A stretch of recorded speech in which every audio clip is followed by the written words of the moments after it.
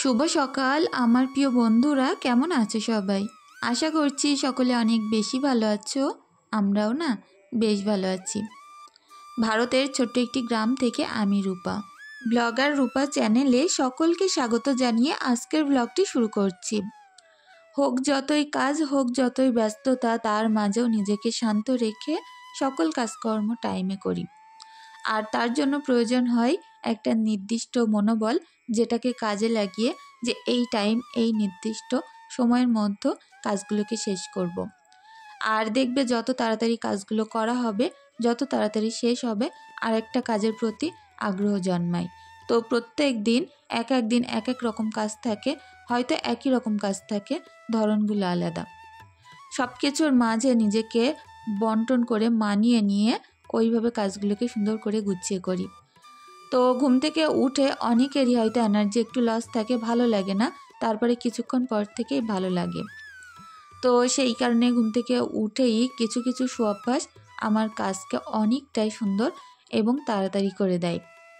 যেটা হচ্ছে যে কোনো একটা ড্রিঙ্কস বলতে পারো, যেটা আমাদের খেতে ভালো লাগে, শরীরের পক্ষে ভালো, সেরকম কিছু একটুখানি গরম গরম যে কোনো একটা ড্রিঙ্কস খেয়ে নিয়ে কাজে যদি লাগা হয় না, কাজের একটা আলাদাই এনার্জি থাকে। আর আমরা গ্রামে বসবাস করি, তো সবার মাঝখানে থেকেও নিজেকে মানিয়ে নিয়ে হাজার রকম কথাবার্তা, যেটা টাউনে হয়তো অনেকটাই কম, সেটা গ্রামে 2 গুণ কিংবা 3 গুণ বেশি হয়। তো অন্যের কথার দিকে নজর কম দিয়ে যে যা পারে বলুক, নিজের কথা চিন্তা করে এগিয়ে চলাটাই আমার মনে হয় অনেক বড় একটা মনোবল। তো যাই হোক, এদিকে দেখো সকাল সকাল বাসনগুলো মাজছি। আর কাল যেহেতু মেলায় গেছিলাম, বাচ্চারা যে জামা পরেছিল সেগুলো ধুয়ে দেব। কারণ কি বলতো, আইসক্রিম খেয়েছে, ফুচকা খেয়েছে, তো ওই যে ঝোলগুলো সবটাই জামা কাপড়ে ফেলেছে। তো সেই কারণে একটুখানি সার্ফ দিয়ে একটু মাখিয়ে ধুয়ে ফেলবো। এমনিতেও নোংরা হয়নি, তবে ওই যে মিষ্টি খাওয়ার পরে একটু মিষ্টি কিছু লেগে থাকলে জামা কাপড় কিন্তু খারাপ হয়ে যায়। তো সেই কারণে একটু সার্ফের পানিতে চটকে সুন্দর করে থাবা দিয়ে ধুয়ে ফেলবো, আচার দেব না, যেহেতু নতুন জামা কাপড় ওই কারণে। আর আজকে বলতে পারো অনেকটাই কম হয়েছে জামা কাপড় কাচার আমার, তো মনটাও বেশ ভালো লাগছিল। প্রত্যেক দিন একই নিয়মে যদি এক গাদা গাদা কাচতে ধুতে হয়, দেখবে অনেকটাই খারাপ লাগে। আর কিছু কিছু দিন যদি কিছু কিছু কাজ থেকে একটু ব্রেক পাওয়া যায়, বেশ ভালোই লাগে। কিন্তু আমার যেহেতু বাবার বাড়ি এপাড়া ওপাড়া, তো আমি গিয়ে একটা রাতও কাটিয়ে আসতে পারি না, কিংবা কি বলবো, কোনো একটা সমস্যায় পড়ি, কি 2 দিন ভালো লাগছে না, যেরকম সবাই বাবার বাড়িতে যায়, যেতে পারে, আমি পারি না। বলতে পারো আমার যাওয়ার কোনো জায়গা নেই।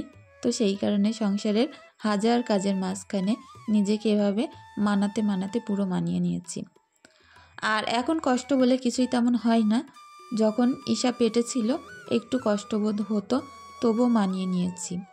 শ্বশুর শাশুড়িও নেই, আবার এদিকে আমার দুনিয়াতে আমার বাবাও নেই, মা আছে, তবে ওই যে বললাম যাওয়ার কপাল নেই। তো মানুষ কি বলতো, চারিদিকের অপশানগুলো যখন না থাকে, তখন সামনে কি যে অপশানের মধ্যে থাকে সেটাকেই কিন্তু আপন মনে করে বেছে নেয়। তো আমার এই সংসারটাকে এত দারুণভাবে নিজের মনের ভিতরে গেঁথে নিয়েছি যে হ্যাঁ, এই একটা জায়গা ছাড়া আলাদা কোনো জায়গায় আমার নেই। তো সেই কারণে কাজগুলোকেও ভালোবেসে ফেলেছি। শত কষ্টের মাঝেও আমার এই কাজগুলো না ভারী বলে মনে হয় না। তো যাই হোক, বাচ্চার শরীর খারাপ হলে রাত জেগে কাটে, বাচ্চা সুস্থ থাকলে এসে খেলে কাটে। তো সব কিছুর মাঝে বলতে পারো আমার হাজব্যান্ড খুব সাপোর্টিং, যে অনেকগুলো সুবিধা অসুবিধা আমার অনেক হেল্প করে। আর 2 দিন আমার যেহেতু কোথাও থাকতে পারি না, সেই কারণে আমি মন করলে হয়তো বান্ধবীর বাড়িতে যাই, এখানে ওখানে কোনো মেলা হলে একটু ঘুরতে যাই আমরা বান্ধবীরা, কোনোদিনও হাজব্যান্ড না করে না। তো এই একটা দিক কিন্তু আমার হাজব্যান্ডের অনেকটাই ভালো। তো আমি যেটা মনে প্রাণে বিশ্বাস করি সেটা হচ্ছে, সব দিকের কপাল মানুষের হয় না, কোনো কোনো দিক যদি ভালো হয়, কোনো দিক খারাপ থাকে। তো সব কিছু মিলিয়ে সংসার জীবন বেশ দারুণ কাটছে। আর বলতে পারো এখন একটাই লক্ষ্য, একটাই নিশানা, সেটা হচ্ছে বাচ্চা দুটোকে সুন্দরভাবে মানুষ করা। তো তার মাঝে এই যে সংসারের কাজগুলো পরিপাটি করা, অনেক সময় হয়তো পরিপাটি সবসময় করতে নাও পারি, আমার থেকে ভালো তোমরাই বলতে পারবে। কারণ আমি চেষ্টা করি প্রত্যেক দিনের কাজকর্মের সঙ্গে তোমাদের সঙ্গে শেয়ার করতে। তো এই যে কাজগুলো তোমরা ভালোবাসা দাও আর এত সুন্দর সুন্দর কমেন্ট করো রোজ, তো তার জন্যই চেষ্টা করি ছোট্ট ছোট্ট কাজগুলোকে তোমাদের সঙ্গে শেয়ার করতে, যাতে করে আমার এই ছোট্ট সংসারটা দেখে কোনো বন্ধু যদি উপকৃত হয়ে কিছু শেখে কিংবা আমার ভুল ত্রুটিগুলো ধরিয়ে দেয়, এটা আমার কাছে অনেক। কারণ কি বলো তো, আমাদের অনেকের কাছে অনেক কিছুই আছে, টাকা পয়সা আছে, অনেক কিছুই আছে, তবে সুখ শান্তি জিনিসটা আমরা পাশ দিয়ে ঘোরাফেরা করলেও না বুঝতে পারি না। তো একজনের অভাবের সংসার, কষ্টের সংসার, গোছানো সংসার দেখেও কিন্তু আমরা অনেকটাই উপকৃত হই, আর আমরাও মনে প্রাণে চাই আমাদের সংসারটাকেও সেইভাবে গুছিয়ে তুলতে। আমি তো অনেক বন্ধুদের ভিডিও দেখি আর তাদের মতো চেষ্টা করি যে আমার নিজের সংসারটাকেও গুছিয়ে তুলতে অথবা গুছিয়ে রাখতে। তো যাই হোক বন্ধুরা, ওই কারণে প্রতিনিয়ত চেষ্টা করি নিজের সংসারটাকে সুন্দরভাবে গুছিয়ে পরিপাটি করে রাখতে, আর তার পেছনে দুটো বাচ্চার পেছনেও সমান তালে আমার সময় দিতে হয়। এই যে কাজগুলো আমি করি, আমার পেছনে সবসময় কিন্তু আমার দুটো মেয়ে ঘুরঘুর করে। বড়টা পড়া জিজ্ঞাসা করে, আমি হয়তো অনেক সময় বকবক করি, তোমরা বুঝতে পারো না যে কি বকি এত, তবে আমার পাশে আমার মেয়েরা থাকে। তো সিমরানকে পড়া বলে দেই আর ঈশার সঙ্গে গল্প করি, এই হচ্ছে আমার কাজের ফাঁকে সারা দিন ডিউটি। তো বলতে পারো যে বাড়িতে যদি দুটো বাচ্চা থাকে, কোনো দিনই সেই মায়ের কষ্ট হবে না কিংবা দিনটা যে কাটছে না এরকম মনে হবে না। তার দিন কিভাবে কেটে যাবে সে নিজেও বুঝতে পারবে না। প্রথম যখন সিমরান ছিল অনেকটাই কি বলবো, কাজ একটু হলেও আমার কম ছিল আর মাঝে মধ্যে একটু একাকিত্ব লাগতো। তো সিমরান বড় হয়ে গেছিল, তখন ও একটু কথাবার্তা কম বলতো, ওর মতো খেলতো, বেশ একা একা লাগতো। তবে দ্বিতীয় বাচ্চা যখন ঈশা হলো, আমার জীবনটাই পুরো বদলে গেছে।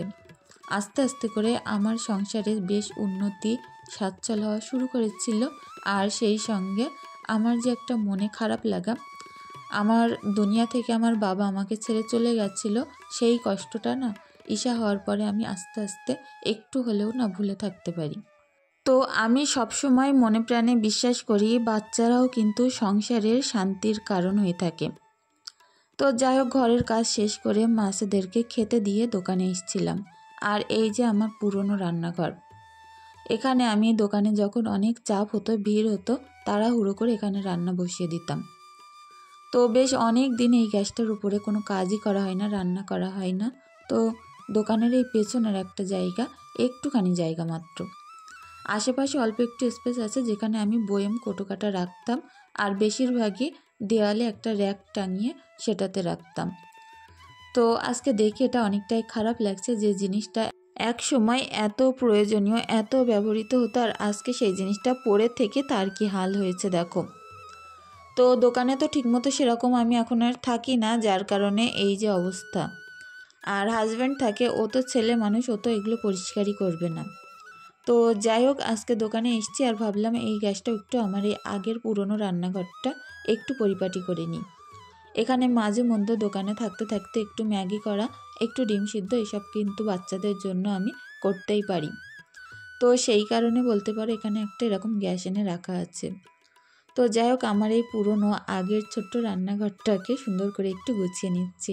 এখানে হয়তো আহামরি দেখানোর মতো কিছুই নেই, তবুও এটা আমার অনেক প্রাণের আর মনের জায়গা। তো সংসারে যে সকল জিনিস আমরা খুঁটিনাটি কাজে লাগিয়ে থাকি, হয়তো একটা সময় লাগিয়েছে, এখন লাগছে না, তবে তার প্রতি যে মায়াটা থাকে সেটা কখনোই ভুলতে পারি না। তো এটাও বলতে পারো অনেক দিন এখানে আমি রান্নাবান্না করতাম, যখন দোকানে বেশিরভাগ টাইম আমি দুপুরেও থাকতাম আর একেবারে সন্ধ্যাবেলা করে বাড়ি যেতাম, তখন এখানেই রান্না করতাম। তো যাই হোক বন্ধুরা, দেখো গ্যাসটা সুন্দর করে মুছে নিচ্ছি, আর এই যে মুছছি এটা এক সপ্তাহ যাবে না, এক সপ্তাহ কি 3 দিনের মধ্যে এই গ্যাসের অবস্থা অনেকটাই খারাপ হয়ে যাবে। আর এর ওপরে যদিও বা একটা কাপড় কিংবা কিছু চাপা দিয়ে রাখি, সেই চাপা দেয়া কাপড়টা আগে ঈশারই প্রয়োজন পড়বে। তো যাই হোক, অনেক কিছু এর ওপরে চাপা দিয়ে রেখেছি যেটা আমার ছোটো মেয়ের সাথে সাথে পেরে নেয়, নিয়ে শাড়ি কিংবা ওড়না বানিয়ে খেলা করে, এরকমই একটা অবস্থা জানো তো। তো দেখো এখন সুন্দর করে গ্যাসটাকে আরও একবার মুছে নিচ্ছি, আর এটা যদি একটুখানি তেল দিয়ে মুছতাম না, আরও দারুণ চকচক করতো। তো হাতে বেশি সময় নেই, এক্ষুনি দোকান বন্ধ করে বাড়িতে চলে যাব। আর এখন বাজে কারেক্ট 1টা। তো দোকানদারি করতে করতে সেই ফাঁকে ওই গ্যাসটা আমি পরিষ্কার পরিচ্ছন্ন করে নিয়েছি। আর আজকে আমাদের পাড়ায় সভা, মিলাদের আয়োজন করা হয়েছে। তো সেই কারণে বলতে পারো প্রচুর ভিড় গ্রামে, আর রাস্তাঘাট পুরো দোকান পাশারি বসে ভর্তি হয়ে গেছে। তো ওই কারণে বলতে পারো আজকে আরও একটু তাড়াহুড়ো করে রান্না করে নিচ্ছি। তো হাজব্যান্ড বলছিল মাংস আনবে, তো কাল যেহেতু মাংস খেয়েছি ওই কারণে আজকে আর কোনো রকম মাংস করব না, যদিও বা করি তো কালকের দিকে করব। আজকে একেবারে হালকা পাতলা একটা রান্না করব, তো যেটা বলতে পারো কাঁচকলা আলুর পাতলা ঝোল। আর এই যে চালনটা কাল আমি মেলা থেকে কিনে এনেছিলাম, আর জিনিসগুলো তো তোমাদের সাথে দেখানোই হয়নি। আজকের ভিডিওর লাস্টে আমি তোমাদের সঙ্গে শেয়ার করব কাল মেলা থেকে আমি কী কী কিনেছিলাম। তো যাই হোক, অনেকটাই বেলা হয়ে গেছে, আর রান্নাটা বেশ তাড়াতাড়ি এখন করে নিতে হবে, নিয়ে আমি স্নানটা সারব। এই রান্নাটা বসিয়ে দিয়ে যে কত রকমের কাজ করে থাকি তার ঠিক নেই। সকালবেলা কাজকর্ম করে দোকানে চলে যাই, আবার বাড়িতে আসি 1টা-1:30টার দিকে। তখন এই রান্না বসে টুকটুক করে জাল দিই, ভিডিও শ্যুট করি, তার ফাঁকে বাচ্চার গা ধোয়ানো, জামা কাপড় পরানো, আর ঘরবাড়ি তো উড়াই সবসময়, সেগুলোও গোছাই। তো এইভাবেই কাটতে থাকে আমার পুরোটা দিন। সন্ধ্যায় গিয়ে একটুখানি আমি নিজে বিশ্রাম নিতে পারি, যেটুকুনি টাইম আমি সিমরানের পেছনে দিই, ওর পড়াশোনার পেছনে। তো চলো বন্ধুরা, কাজগুলো করতে করতে আমার কালকের কিছু বন্ধুদের কমেন্টের রিপ্লাই দিয়ে দিই। লিমাসুল মাতি নুরুল প্রোফাইল থেকে বোন আমাকে বলেছ সকালে যাতে আমি খালি পেটে না থাকি, আমার গ্যাসের সমস্যা হওয়ার অনেকটাই সম্ভাবনা। তো কি বলো তো, লেবু পানি তো খাওয়া হয়, ওই কারণে না গ্যাসের কোনো রকম প্রবলেম হয় না। আর সকালে আমি একেবারে খালি পেটে থাকি না, একটু অর্ধেক ফল, তারপরে ওটস, এরকম কিছু খাবার খাই। তো যাই হোক বোন, এত সুন্দর পরামর্শ দেওয়ার জন্য অনেক ধন্যবাদ, অনেক ভালো থেকো। Sharmin Akter official channel, Sourovi Khan, Reshma, MB collection, Jyotsna Khatun, Nowrin, Murshida lifestyle, Fulmoni, SK interior design, Anima Sen, Joyshree Biswas, Payel, Ayesha Islam blog, MS Zakia Wahid. তো যাই হোক, এই সকল বন্ধুদেরকে জানাই অনেক অনেক ভালোবাসা, অনেক ভালো থেকো। তো এদিকে দেখো ভাতটা নামিয়ে দিয়েছি, আর মাছ ভাজাটা করে নেব। ফ্রিজে কোনো রকম মাছ ছিল না, আর মাছ আমি কিনিও নি আজকে, তো যা ছিল ওই টুকটাক তাই দিয়েই রান্নাটা সারছি। সব দিন যে খরচ খরচা করে ভালো মন্দ খেতে হবে তার কোনো মানে নেই। কিছু কিছু দিন না হালকা তেল মশলায় অল্প কোনো রকম রান্নাবান্না করে আমরা খেতেই পারি। এতে করে আমাদের সংসারের খরচ একদিন হলেও যদি কম হয়, মাসে কিন্তু 4টে দিনের খরচ আমাদের বেঁচে যায়। কারণ কি বলতো, প্রায় রান্না করতে করতে করতে করতে দেখবে সবজি তো 2-1টা করে বাঁচতে থাকে। যে কোনো একটা দিন কিন্তু ওই হরেক রকম সবজি দিয়ে, কিংবা যে কোনো 1-8 রকম সবজি একটুখানি থেকে যায়, সেটা দিয়ে চলে যায়। আর মাছও এরকম রান্না করতে করতে 1-8 পিস মাছ ফ্রিজে থেকে যায়, সেটা রান্না করে শেষ করে আবার নতুন করে কেনাই ভালো। তো সেই কারণে আমি আজকে এই যে 2টো কলা আর 1টা আলু আর এই যে 1 পিস মাছ, তো এটাই আজকে রান্না করেছি, আর কিছুই করব না। তো তারপরে দেখা হচ্ছে সেই সন্ধ্যাবেলা। এখন এই যে ব্ল্যাক কফি আর ঈশার জন্য একটুখানি হরলিক্স দিয়েছি, আর এই যে এত মুচমুচে স্বাদের বিস্কুট, প্রচুর শক্ত, খেতেও না আমার বেশ দারুণ লাগে, তো সেটা খাচ্ছি। তো খুব তেতো কফি অনেকটা কষ্ট করে খেয়ে নিলাম, আর এখন দেখো সুন্দর করে গুছিয়ে নিয়েছি। কেমন লাগছে অবশ্যই কমেন্ট করে জানিও।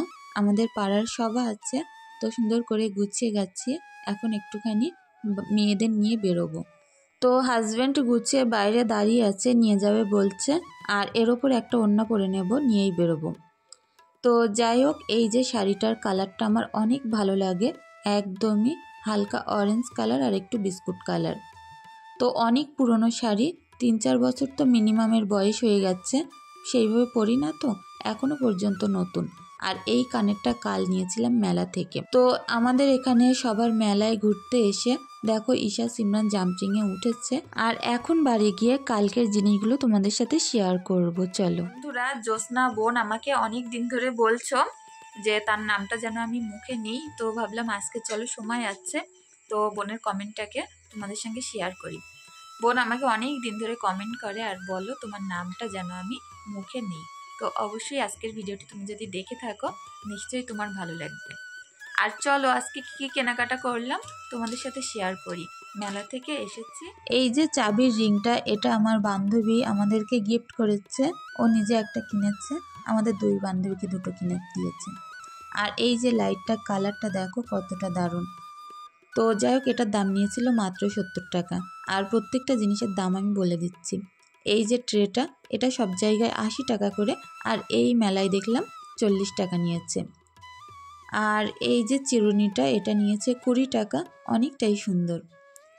আর দেখো এই যে ক্লিপটা, এটা নিয়েছে 30 টাকা। আর আমার অনেক শখ ছিল এই ক্লিপ একটা কেনার। তো যাই হোক, আমি ভাবছিলাম আমার চুলে হয়তো আটবে না, দেখছি কি সুন্দর এঁটে গেছে। তো এই ঝুড়িটা নিয়েছে মাত্র 10 টাকা। কত সুন্দর হয়েছে বলো তো, অনেকটা কিউট ঝুড়ি, খুব ছোট্ট। আর এই একটা পেন ঈশার জন্য নিয়েছি, ও অনেক কান্নাকাটি করছিল। এই দেখো লবণদানি নিয়েছি দুটো, ভাবছি এর মধ্যে কি রাখা যায়। তোমরা কমেন্ট করে জানিও তো। এই জারগুলো কিন্তু অনেক বড় বড়, কি রাখলে ভালো মানাবে। আর এই ব্যাগটা আমার আরেকটা বান্ধবী আমাকে গিফট করেছে, আর আমি ওদেরকে এক জোড়া করে কানের দুল কিনে দিয়েছি। আর এই চুড়িদারটা দিয়েছে সুস্মিতা। তো যাই হোক, চুড়িদারটা বেশ দারুণ সুন্দর, আর প্রিন্টটা না একেবারে অসাধারণ। প্যান্ট আর ওড়না সাদা, আর জামাটা একেবারে রানী গোলাপি কালারের। তো দেখো প্রত্যেকটা জিনিসপত্র দেখাচ্ছিলাম, একটা চালন, আর ঈশার জন্য বেশ কিছুটা খেলনা কিনেছি। আর এই ব্রেসলেটটা, এটা কত দারুণ হয়েছে বলো তো, পাথরগুলো খুব সুন্দর। তো বন্ধুরা, আজকের ভিডিওটি এখানেই শেষ করছি।